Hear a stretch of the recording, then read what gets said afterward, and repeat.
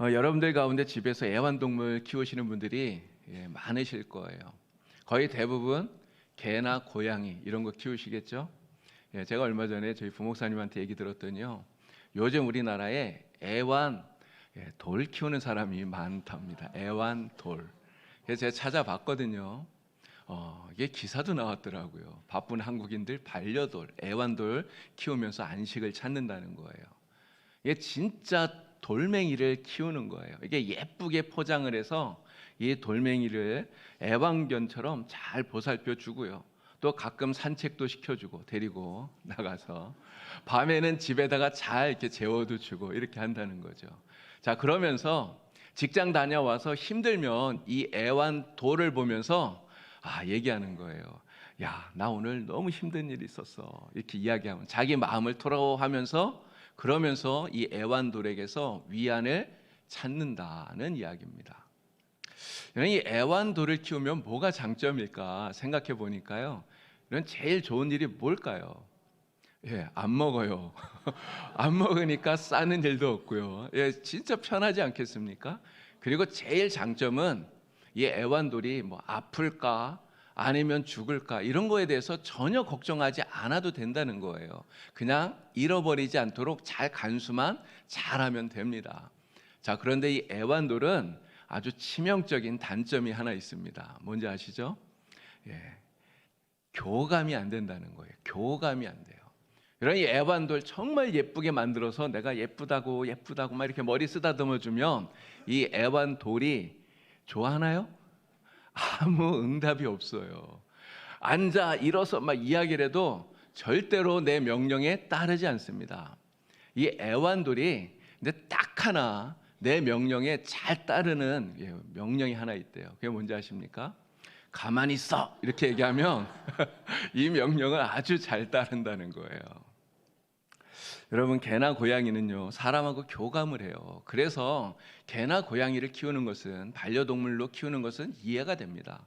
그런데 사람과 전혀 교감할 수 없는 이러한 돌멩이에게 자기의 마음을 쏟고 정성을 쏟고 애정을 주고, 여러분 정말 이해하기 너무 힘들어요. 근데 한편으로는 이러한 모습들이 진짜 우리의 마음을 줄 곳이 없는 우리 현대인들의 모습을 보는 것 같아서 너무나 좀 안타깝다, 이런 생각을 하는 것입니다. 저나 여러분이나 우리는 다 우리의 가정이 행복하기를 원해요. 우리의 가정이 정말 축복된 복이 넘치는 화목한 가정이 되기를 다 바라고 있습니다. 다 집에 오면 즐겁고 또 가족들 얼굴을 보면 힘이 나고 이런 화목한 복된 가정 되기를 다 바라고 있죠. 여러분, 우리가 이러한 가정 되기 위해서 우리 어떻게 해야 되겠습니까? 가장 중요한 것은 우리의 마음을 우리의 가족들에게 서로 주어야 된다는 거예요.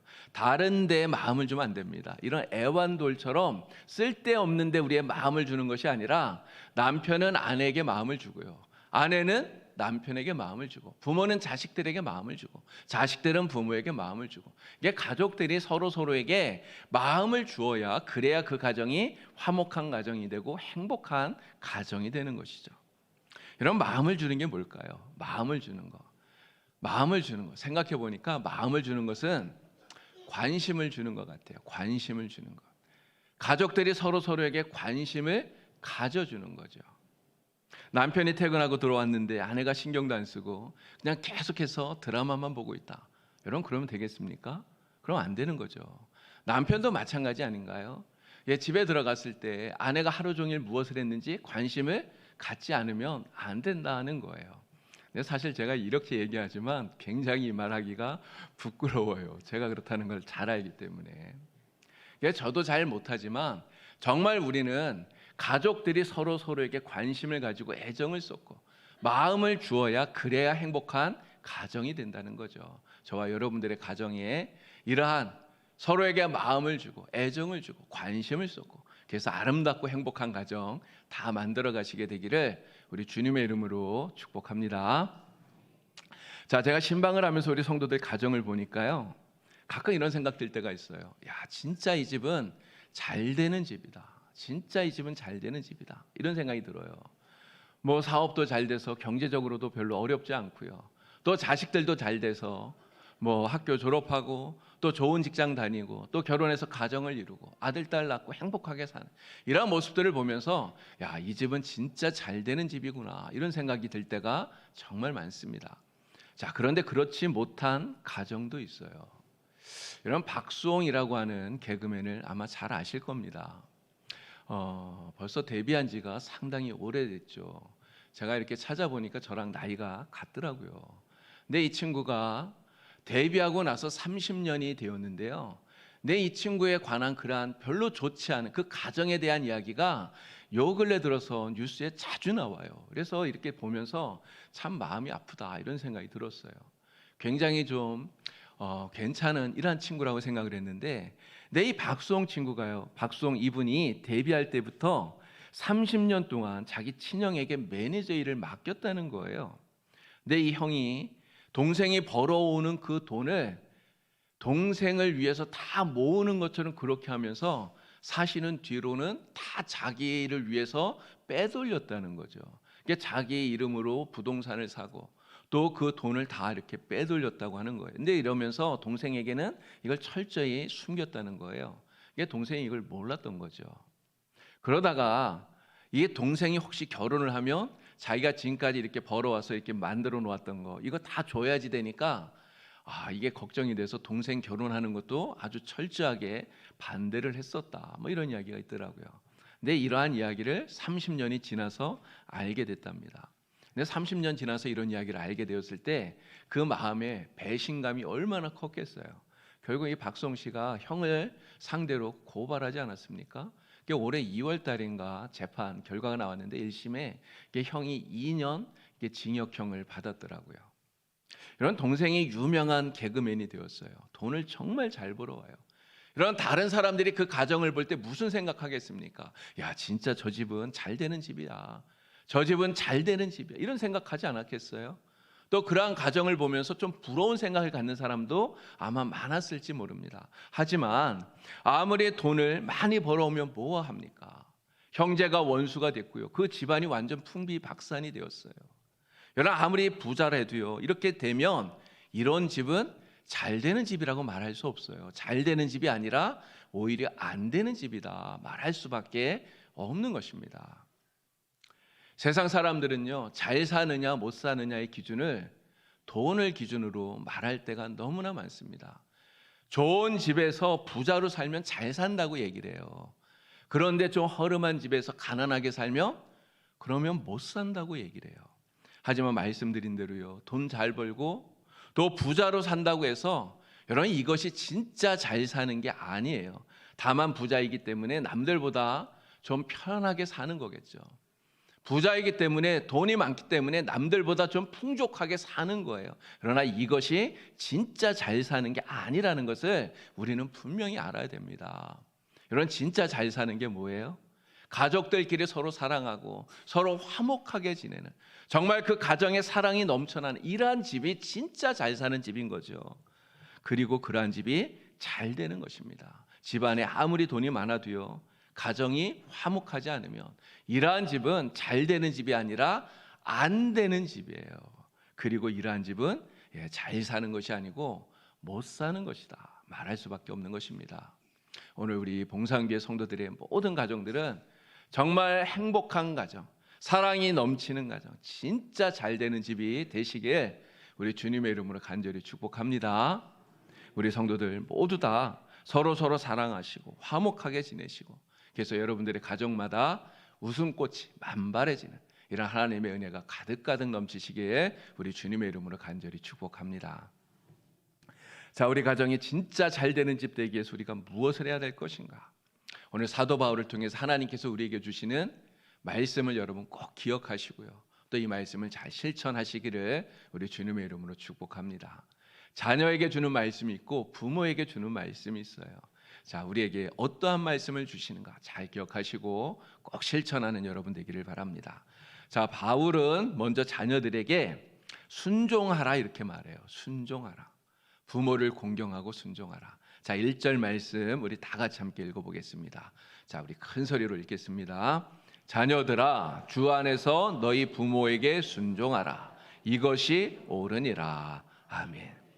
자, 자녀들에게 지금 뭐라고 말합니까? 부모에게 순종하라. 부모를 공경하고 순종하라는 거예요. 이것이 자녀들이 해야 할 마땅한 일이다 말씀하고 있는 것입니다. 바로 이러한 집이 잘 되는 집이다 말하는 것이죠. 자, 그런데요, 우리 기독교를 잘 모르는 사람들은 기독교를 불효막심한 종교다 이렇게 비난을 해요. 우리나라에 기독교가 실제로 들어올 때 기독교가 많은 핍박을 받았어요. 여러분, 왜 사람들이 기독교를 불효막심한 종교라고 말하고 왜 핍박을 합니까?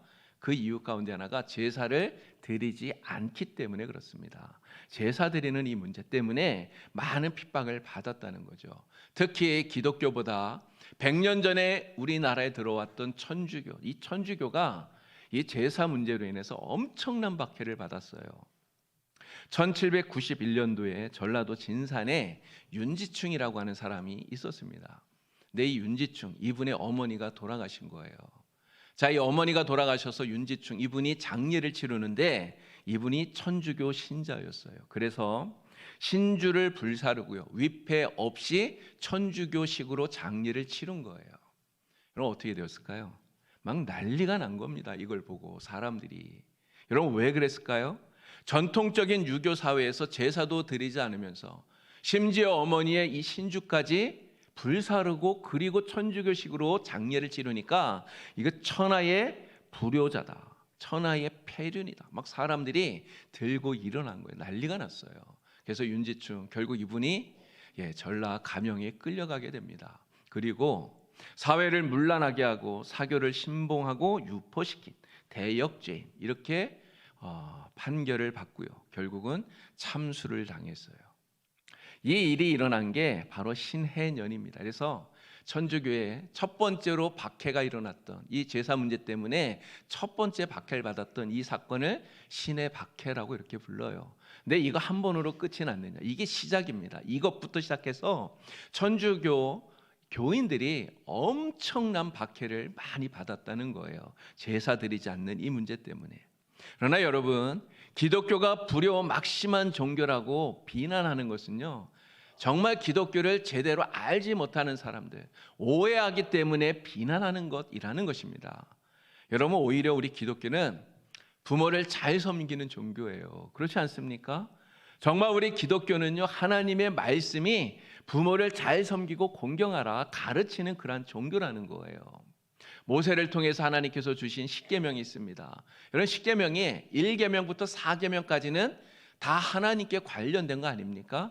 근데 5계명부터 마지막 10번째까지는 사람들 사이의 관계에 관련된 거예요. 그런데 사람들 사이의 관계에 관련되어진 이 계명들 가운데 첫 번째가 무엇입니까? 5계명. 바로 내 부모를 공경하라라는 거예요. 부모를 공경하라. 오늘 우리가 읽었던 에베소서 6장 말씀에서도 바울이 이야기하지 않습니까? 내 부모에게 순종하라 이야기합니다. 바로 이처럼 우리 기독교는 부모를 몰라보는 종교가 아니라 부모에게 효도하고 부모를 공경하는 그러한 종교예요. 하나님은 이것을 가르치고 계십니다. 그리고 하나님 말씀처럼 성경이 우리에게 가르쳐주는 것처럼 이처럼 부모를 공경하고 부모에게 순종하는 바로 이러한 가정이 진짜 잘 되는 가정, 진짜 잘 되는 집이라는 거죠. 뱃사람이 되어서 바다를 정복하겠다고 하는 꿈을 가졌던 한 청년이 있었어요. 이 청년은요, 뱃사람 되려고 준비를 참 많이 했습니다. 그리고 드디어 큰 선박회사에 취직을 하게 되었어요. 자, 이제 선박회사에 취직을 해서 이 배를 타고 바다로 나가기 위해서 자기 짐을 다 배에다 이제 실어 놓았습니다. 그리고 나서 마지막으로 늙으신 어머니에게 찾아가서 이제 내가 떠납니다, 이렇게 마지막 인사를 드리게 된 거예요. 근데 어머니를 찾아가서 어머니 저 이제 떠납니다 인사를 했더니 어머니가 막 눈물을 흘리시면서 슬퍼하시면서 아들에게 얘기하는 거예요. 아들아, 네가 나를 이렇게 떠나니 나는 마음이 너무너무 아프다. 나는 네가 나를 떠나지 말고 그냥 내 곁에 있었으면 좋겠다. 어머니 이렇게 얘기하는 거예요. 이미 취직도 했고요, 그리고 짐도 다 그 배에 실어놨는데 어머니 이렇게 얘기하는 거예요. 여러분, 어떻게 해야 되겠습니까? 어떻게 해야 될까요? 이 아들이 정말 고민이 되었겠죠. 근데 이 아들은 결국은 어머니의 그 말씀에 순종하기 위해서 자기의 꿈을 포기합니다. 뱃사람이 되어서 정말 바다를 정복하고 싶었던 그 꿈을 그는 내려놓는 거예요. 어머니가 그 아들을 보면서 정말 기뻐하면서요. 근데 한편으로는 아들의 그 꿈을 막은 거 아닙니까? 그냥 어머니 마음도 사실 편하진 않았겠죠. 근데 이 어머니가 그 아들을 보면서 성경을 펼쳐서 오늘의 이 말씀을 읽어주는 거예요. 내 부모를 공경하라. 부모를 공경한 사람은 하나님이 축복하신다. 이 말씀을 읽어주면서 이 아들을 위해서 정말 눈물을 흘리며 기도했다는 거예요. 여러분, 이 청년이 누구인지 아십니까? 바로 이 청년이 미국의 초대 대통령이 된 조지 워싱턴이라고 합니다. 여러분, 이 자리에 우리 자녀들 많이 계신데요. 이 자리에 있는 우리 자녀들 모두 다 오늘 하나님께서 우리에게 주시는 이 말씀, 내 부모를 공경하고 내 부모에게 순종하라고 하는 이 말씀을 꼭 기억하시길 바랍니다. 이 말씀을 명심하시고요. 정말 이 말씀처럼 부모에게 순종하고 부모를 공경하는 저와 여러분이 다 될 수 있기를 바랍니다. 우리가 부모에게 순종하고 부모를 공경하면 하나님께서 우리에게 약속하셨어요. 약속을 주셨어요. 뭐라고 말씀합니까? 바로 잘 되는 복을 준다는 거예요. 장수하는 복을 준다는 거예요. 내가 잘 되고 땅에서 장수하리라. 우리 하나님의 약속의 말씀입니다. 우리 부모님을 잘 섬기고 또 부모님을 공경하여서 우리 하나님 약속하여 주신 대로 잘 되는 우리 모든 성도들, 정말 하나님의 은혜를 충만하게 받는 복된 우리 성도들 다 되시기에 우리 주님의 이름으로 간절히 축복합니다. 자, 부모님들에게 주는 말씀이 있어요. 우리 집이 진짜 잘 되는 집이 되기 위해서 우리 부모님들은 어떻게 해야 될 것인가?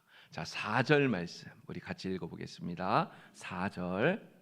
또 아비들아, 너희 자녀를 노엽게 하지 말고 오직 주의 교훈과 훈계로 양육하라. 아멘. 이 말씀대로 할 때 그 집이 잘 되는 집이 된다는 거예요. 자, 그런데 여기서 지금 두 가지를 이야기하고 있죠. 내 자녀를 노엽게 하지 말라는 거예요. 자녀를 노엽게 하지 말라. 자녀를 화가 나게 하지 말라는 거죠. 여러분, 이 말씀의 의미가 뭘까요? 이 말씀의 의미는 그 자녀를 인격적으로 대해주라는 것입니다. 자녀, 내 자녀라고 해서 그냥 내 소유로 여기고 내 마음대로 함부로 막대하지 말라. 이런 말씀이라고 하는 거예요. 어떤 사람이 마트를 갔는데요. 이 마트에 어떤 한 꼬마아이가 엄마에게 뭘 좀 사달라고 막 이렇게 조르고 있더랍니다. 근데 이 아이가 이렇게 얘기하는 거예요. 어머니, 저 이것이 갖고 싶어요. 좀 사주세요. 이렇게 얘기를 해요. 여러분, 정말 대단하죠? 이게 대여섯 살밖에 안 되는 아이인데 엄마라고 안 부르고 어머니라고 불러요. 또 어머니에게 존댓말을 하는 거예요. 근데 이 엄마가 아이에게 안 된다고 얘기하는데 안 돼 이렇게 얘기 안 해요. 안 돼요 이렇게 얘기를 해요. 안 돼요. 이 엄마도 아들에게, 그 어린 아이에게 반말을 하는 게 아니라 존댓말을 하는 거예요. 그래서 이 사람이 이 아이와 엄마를 이렇게 보면서 야, 저 집은 가정교육을 진짜 제대로 하는 집인가 보다 이렇게 생각이 되어서 유심히 지켜봤대요. 근데 이 아이가 정말 이게 갖고 싶었나 봐요. 그러니까 계속 엄마는 안 된다는데 계속해서 사달라고 조르는 거예요. 어머니, 저 이게 꼭 갖고 싶어요. 제발 좀 사주세요. 사주세요. 이게 엄마가 화가 나니까, 정말 머리끝까지 화가 나니까 아들에게 이렇게 얘기를 해요. 아들, 밖에서 뗐으면 집에 가서 엄마가 어떻게 한다고 했죠? 그랬더니 아이가요, 기가 푹 죽어서 아주 죽여버린다고 했어요. 이렇게 대답하더래요. 이 대화를 보면서 이런 생각이 들더라고요. 이 엄마가 아들에게 존댓말을 쓰잖아요. 근데 이 존댓말을 쓴다고 해서 아들을 진짜 인격적으로 대해주는 것인가? 여러분, 그럴까요? 그렇지 않은 것 같아요. 말은 존댓말을 써주는데 인격적으로 존중해 주는 것이 아니라 이 엄마는 자기의 부모라고는 권위를 내세워서 아이를 그냥 윽박지르고 있는 거예요. 그러면 이 아이는요, 지금 아직 5살, 6살, 아직 꼬마잖아요. 아직 어리잖아요. 그러니까 엄마에게 어쩔 수 없이 복종합니다. 그러나 이 아이가 나중에 크면 어떻게 될까요? 여전히 커서도 엄마 앞에 복종할까요? 엄마를 존경할까요? 여러분, 그러지 않을 것 같아요. 이 아이가 크면 엄마를 존경하지도 않고 엄마 말에 순종하지도 않는 이런 아이가 될 것 같습니다. 이런 부모가 자녀를 잘 양육해야 돼요. 네, 그래야 그 집이 정말 잘 되는 집이 되는데, 여러분 우리가 어떻게 자녀를 양육해야 됩니까? 무엇으로 양육해야 됩니까? 오늘 말씀을 보니까 주의 훈계와 교훈으로 양육하라는 거예요. 주의 교훈과 훈계가 무엇입니까? 바로 하나님의 말씀이죠. 하나님의 말씀을 부지런히 가르쳐서 오직 신앙 안에서 자라게 하라. 이것이 오늘 우리에게 주시는 하나님의 말씀이에요. 바로 그래야 그 자녀가 잘 되고 그 집이 잘 되는 집이 된다. 우리 주님께서 말씀을 하고 계시는 것입니다. 오늘 우리는 이 사실을요, 모세를 통해서 확실히 깨닫게 됩니다. 여러분, 모세가 어떤 사람인지 우린 잘 알잖아요. 모세는 히브리인입니다. 히브리 사람, 이스라엘 사람으로 태어났어요. 그런데 태어나서 석 달밖에 안 됐을 때, 아직 그 어린아이였을 때 나일강에 버려졌어요. 버려질 수밖에 없는 그런 끔찍한 시대에 그가 살았던 거죠. 그래도 하나님의 그 은혜로 도우심으로 애굽의 공주에게 발견이 되어서 애굽의 공주의 아들이 되어서 모세가 살았습니다. 근데 이 모세가 나중에 40세가 되었을 때 어떤 마음을 갖습니까? 자기 동족인 히브리 사람들, 그 사람들을 위해서 그들을 돌아볼 마음을 가졌다는 거예요. 여러분, 히브리서 11장을 보니까 모세에 대해서 이렇게 얘기를 해요. 바로의 왕궁에서 애굽의 왕자로서 낙을 누리는 것보다 자기 동족인 하나님의 백성들과 함께 고난받는 것을 더 좋아했다는 거예요. 여러분, 어떻게 모세가 애굽의 그 왕궁에서 왕자로 자란 모세가 자기가 히브리인이라는 것을 어떻게 알게 되었을까요? 그리고 자기가 그 히브리인으로서 자기 동족들, 그 고난당하고 아픔당하는 이 사람들의 그 고난을 함께 하고자 하는 이러한 마음을 여러분 어떻게 갖게 되었겠습니까? 애굽에서 배웠던 그 학문과 지식들, 여러분 이러한 것들을 통해서 모세가 알게 되었을까요? 전혀 아니에요. 애굽의 학문과 지식이 모세에게 이러한 것들을 가르쳐 준 게 아니에요. 여러분, 누가 가르쳐 주었을까요? 바로 모세의 어머니입니다. 모세가 그렇게 버려졌지만 하나님께서 정말 놀라운 이적을 행하셨어요. 모세의 어머니가 모세의 어린 그 모세의 유모가 되게 만든 거잖아요. 그래서 그 어린 모세가 어머니 품 안에서 어머니의 젖을 먹으면서 자라게 된 거예요. 여러분, 그 어머니 요게벳이 모세를 품에 안고 젖을 먹이고 그렇게 키우면서 모세에게 무엇을 가르쳤겠습니까? 야, 모세야, 너는 이집트 사람이 아니라 너는 히브리인이다. 너는 하나님의 사람이다. 내가 애굽의 왕자로 크지만 너는 하나님의 사람이다. 너 이거 잊어버리면 안 된다. 너는 반드시 하나님을 섬기고 하나님을 믿는 이 믿음을 가지고 살아야 된다. 끊임없이 요게벳이 자기 어린 아들 모세에게 이것을 가르쳤다는 거예요. 그렇기 때문에 이 어머니의 철저한 신앙교육이 있었기 때문에 모세는 장성한 후에 자기 동족인 이 히브리인들이 고통당할 때 그 고통에 대해서 아픔을 느끼고 내가 히브리인들을 위해서 고통받는 내 동족을 위해서 살아야 되겠다, 이러한 마음을 가졌던 거예요.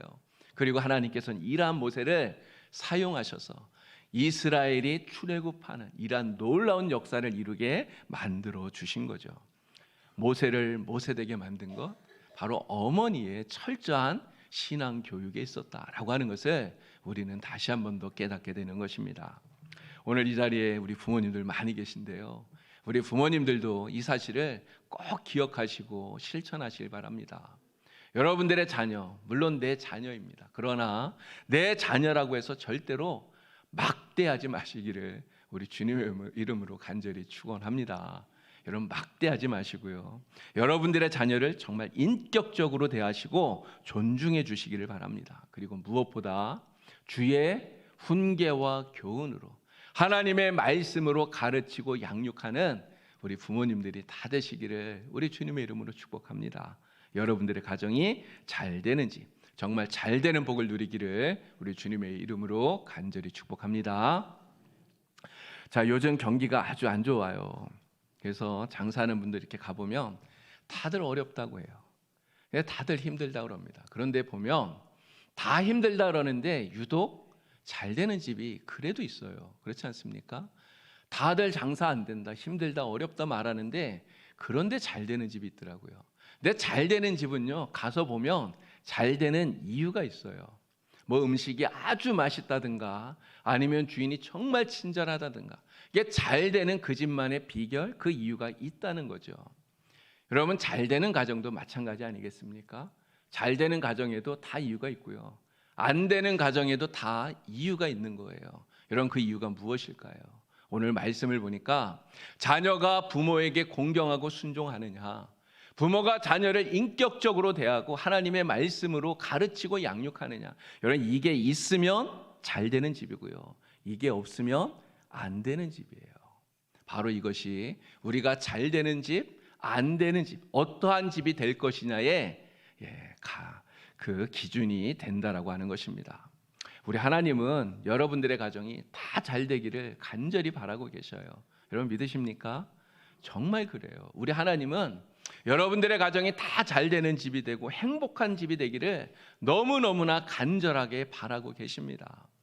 저는 담임 목사로서 정말 우리 봉사교회 성도들의 모든 가정이 정말 하나님의 복을 받는 가정, 그래서 여러분들의 가정이 다 잘 되는 가정 되기를 정말 주님의 이름으로 축복합니다. 우리의 가정이 잘 되는 집이 되기 위해서 오늘 하나님께서 우리에게 주신 이 말씀 꼭 기억하시고, 그리고 반드시 실천하는 저와 여러분 다 되기를 바랍니다. 그래서 우리 봉상교회 모든 성도들 가정마다 날마다 웃음꽃이 피어나고요, 정말 하나님 때문에, 우리 주님 때문에 행복한 잘 되는 집 되기를 우리 주님의 이름으로 축복합니다. 기도드리겠습니다. 하나님 아버지, 우리 성도들의 가정이 정말 잘 되는 가정 되기를 주님의 이름으로 축복합니다. 우리 성도들의 가정이 정말 예수 때문에 행복한 가정 되기를 간절히 소망합니다. 하나님 아버지, 우리 모든 성도들 가정마다 오늘 하나님께서 주신 이 말씀 꼭 기억하고 잘 실천하여서 행복한 가정, 잘 되는 집 다 될 수 있도록 하나님 인도하여 주시옵소서. 예수님의 이름으로 기도드리옵나이다.